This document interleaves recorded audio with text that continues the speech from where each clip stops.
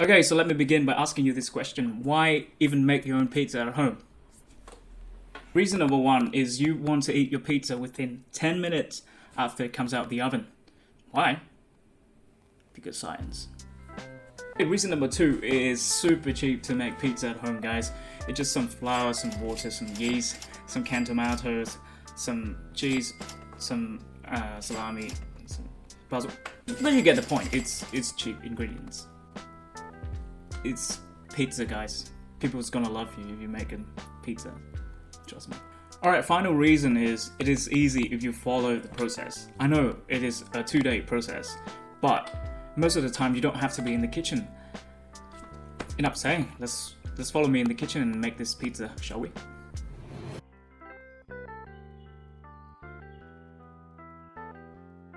Okay, to begin with, we will make the dough. Here's the recipe. Just don't stress if you don't have the sourdough starter, simply replace it with dry yeast and water. To keep the video short, I won't go into details about sourdough starter, but it does create a deeper flavor and texture to the end result. However, it is fine to use yeast in this recipe.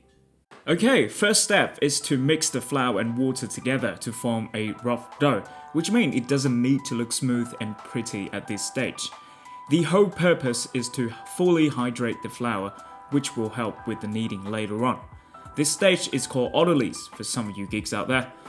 Once you're done, wrap the dough and leave to rest for 30 minutes.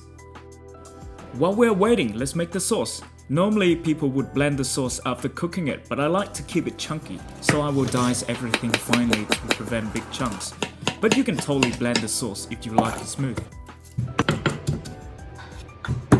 Right, olive oil in low heat. Gently cook the onion, garlic and chili to release the natural sweetness without coloring them too much. Meanwhile, crush your tomato.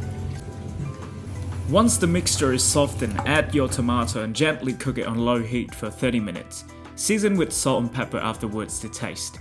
Now, back to our dough after 30 minutes of autolysing. You can add the rest of the ingredients and try to incorporate everything. Notice here I'm using instant dry yeast, which means I don't have to activate it. But if you are using traditional dry yeast, be sure to soak it in warm water for 10 minutes before mixing it with the dough. Just keep mixing and folding the dough over itself until you see an even colored dough.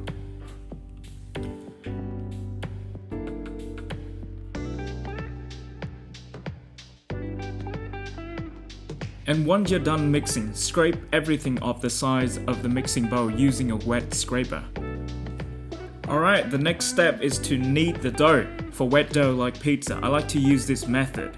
With a wet hand, act like a scoop, and all you do is scoop the dough up and slap it back down to the mixing bowl. Just keep repeating the motion until your dough is smooth, elastic, and not sticking to the side. Like this one. Like what? Like this.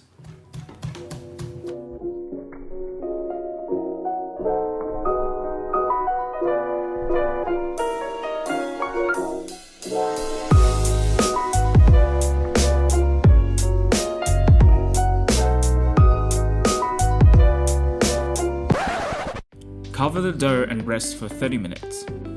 Come back after 30 minutes. We are going to fold the dough over itself for 5 to 6 times until it feels tight and smoother.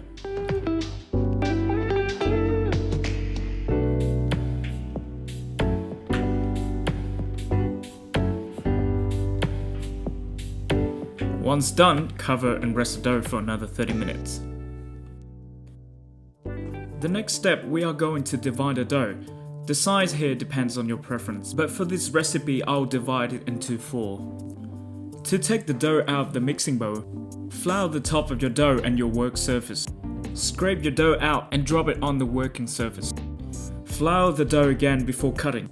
Be sure to prepare another tray with flour on for storage.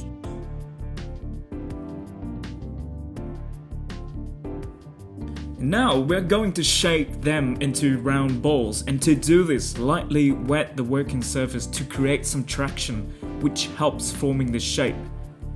And roll your dough like I do, similar motion like playing with boobies.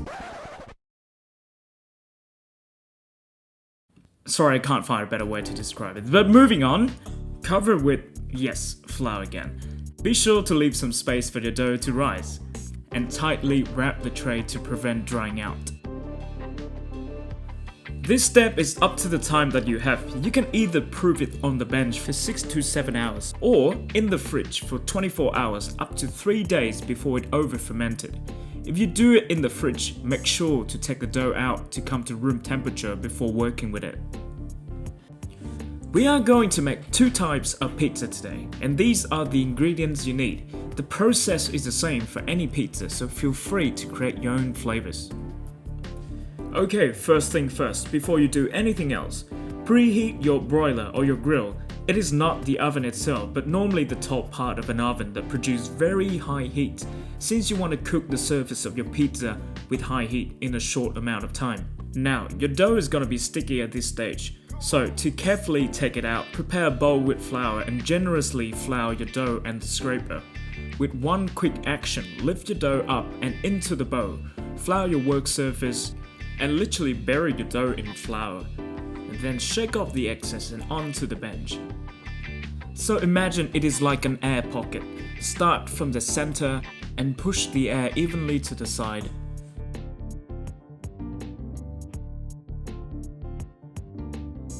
Flip the dough gently, and to stretch the dough, one hand on top, another hand gently pull the side and flip it onto the other hand. Do a quarter turn and repeat the motion until you're happy with the thickness and the size of your pizza.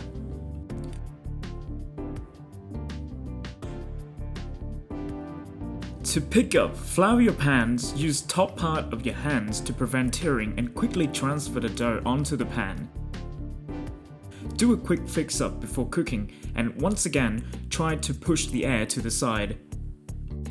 We'll start on high heat. Pans on and add your sauce. Keep cooking the pizza until you see air pockets are formed and the bottom feels crispy. For margherita pizza, add cheese, basil, olive oil, touch of salt and straight under the broiler for 1 to 2 minutes or until your pizza has a nice color like this one.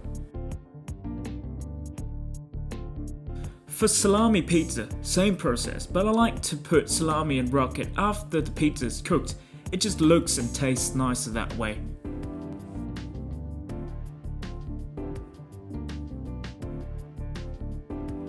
And voila! Thank you for watching until now. I know it is a long video, but I really want to help you understand cooking better. I'm sure your pizza will look like this as well. Like what? Like this. I love you.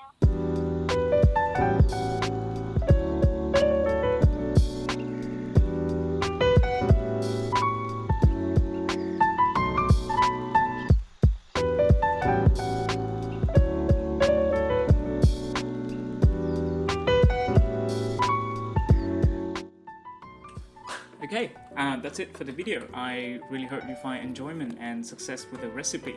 If there's any other dishes you want me to make, feel free to drop in the comment section. That's it for the video today, guys. Enjoy your pizza. I'll see you all in the next one.